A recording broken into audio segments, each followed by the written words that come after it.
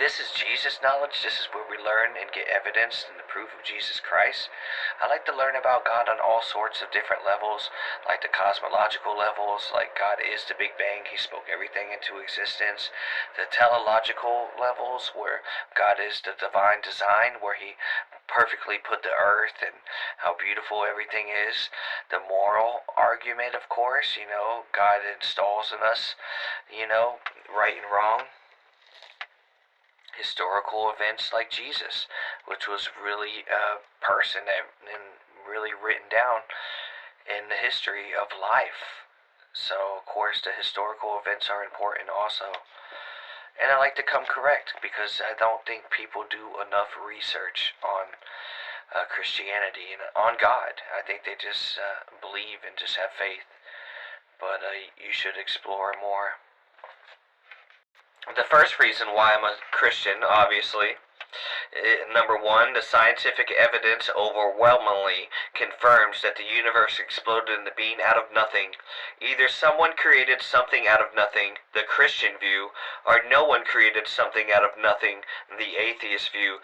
Which view is more reasonable? The Christian view. Which view requires more faith? The atheist view. Number two, the simplest life forms contains the information equivalent of 1,000 encyclopedias. Christians believe only an intelligent being can create life from containing the equivalent of 1,000 encyclopedias. Atheists believe non-intelligent natural forces can do it. Christians have evidence to support their conclusions. Since atheists don't have any such evidence, their beliefs requires a lot more faith. Number three, hundreds of years beforehand, ancient writings foretold the coming of a man who would actually be God.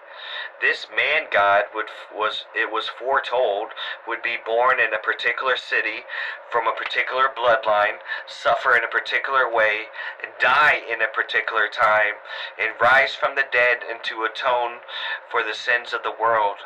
And immediately after the predicted times, multiple eyewitnesses proclaimed and later recorded that those predicted events had actually occurred. Those eyewitnesses endured prosecutions and death when they could have saved themselves by denying the events. Thousands of people in Jerusalem were then converted after seeing or hearing of these events. This belief swept quickly across the ancient world. Ancient historians and writers allude to or confirm to these events. Archaeologically, collaborate stems in having seen evidence from creations that God exists. Point 1 above. Christians believe these multiple lines of evidence show beyond a reasonable doubt that God had a hand in these events.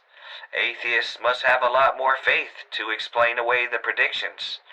The eyewitness testimonies, the willingness of the eyewitnesses to suffer and die, the origins of the Christian church, and the collaborating testimonies of other eyewitnesses, archaeological finds, and other evidence that, well, you get what I'm saying.